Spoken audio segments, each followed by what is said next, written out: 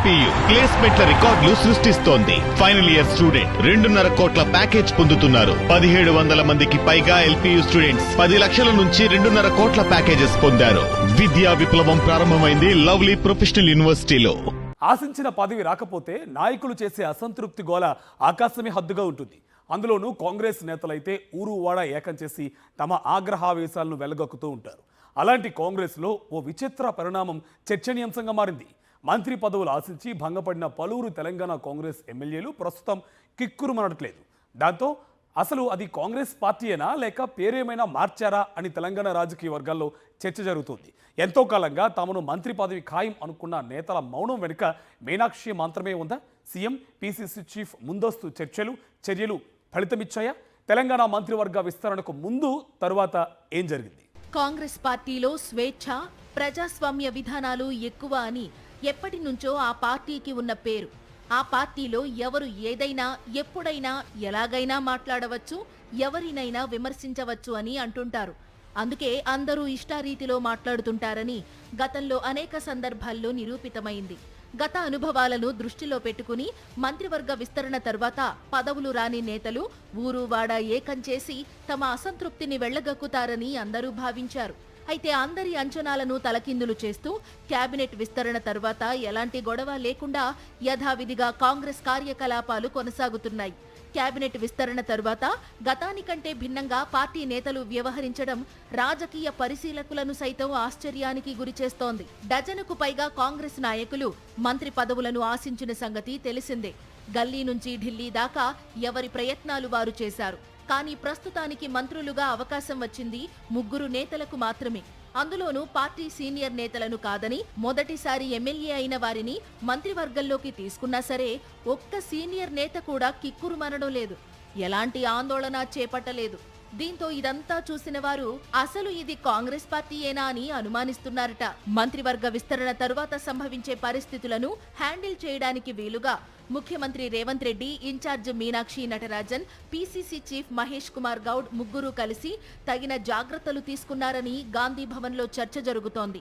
విస్తరణ తరువాత ఏర్పడే ఇబ్బందులను ముందుగానే గుర్తించి వాటికి విరుగుడు సిద్ధం చేసినట్టు పార్టీ నేతల్లో చర్చ జరుగుతోంది. కేబినెట్లోకి ఎవరిని తీసుకున్నా వారిని వ్యతిరేకించేవారు లేకుండా 3 నేతలను ఎంపిక చేసుకోవడమే దీనికి నిదర్శనమని అంటున్నారు. అడ్లూరి లక్ష్మణ్, వాకిటి శ్రీహరిని ఎంపిక చేసుకోవడం ద్వారా వారిని ఎవరూ వ్యతిరేకించే అవకాశమే లేకుండా పోయిందని గాంధీ భవన్ వర్గాలు చెబుతున్నాయి.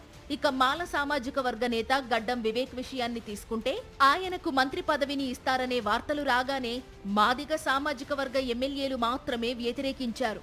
మాదిగ సామాజిక వర్గ నేతకు మంత్రి పదవి ఇవ్వాలని డిమాండ్ చేశారు. వారు కోరినట్టుగా మాదిగ సామాజిక వర్గ నేత అడ్లూరి లక్ష్మణ్ కు మంత్రి పదవి లభించడంతో ఇక గడ్డం వివేక్ ఎంపికను ఎవరూ వ్యతిరేకించడం లేదు. మంత్రివర్గంలోకి ఎవరిని తీసుకుంటారనే దానిపై చివరి వరకు గోప్యత పాటించడంలో కాంగ్రెస్ పెద్దలు విజయం సాధించారు. చివరి వరకు సీనియర్ మంత్రులకు కూడా జాబితాలో ఎవరి పేరు ఉంటుందో తెలియకుండా పకడ్బందీగా వ్యవహరించారు. ఇక మంత్రివర్గ విస్తరణకు సంబంధించి మరొక ముఖ్యమైన విషయం ఏంటంటే 6 ఖాళీలుంటే 3 మాత్రమే భర్తీ చేశారు. ఇది చాలా వ్యూహాత్మకమైన పని అని రాజకీయ విశ్లేషకులు భావిస్తున్నారు. మరో 3 స్థానాలను ఖాళీగా ఉంచడంతో త్వరలో తమకు మంత్రి పదవి లభించవచ్చనే ఆశ ఆయా అసంతృప్త నేతల్లో సజీవంగా ఉండేలా చూడగలిగారు.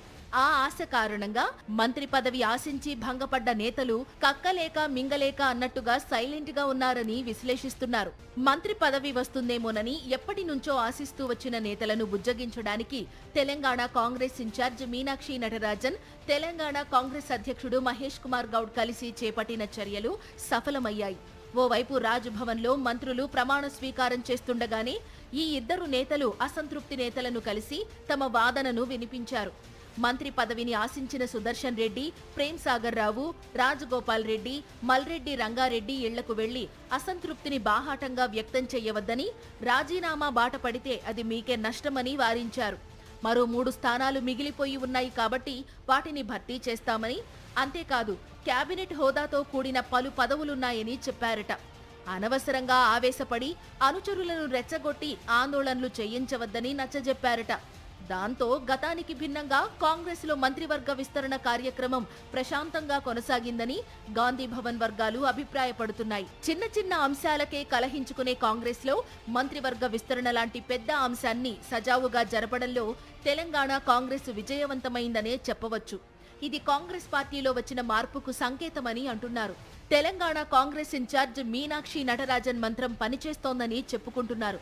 అయితే ఇది తుఫాను ముందు ప్రశాంతత లాంటిదని, అసంతృప్త నేతలు ఎప్పుడైనా ఎలాగైనా రియాక్ట్ అయ్యే అవకాశం లేకపోలేదని కాంగ్రెస్ కు చెందిన కొంతమంది నేతలు అభిప్రాయపడుతున్నారు. ఏది ఏమైతేనేం మొత్తానికి ప్రస్తుతానికి విస్తరణలో తొలి అంకం ప్రశాంతంగానే ముగిసింది. మరో 3 మంత్రి పదవులను ఎలా భర్తీ చేస్తారో చూడాలి.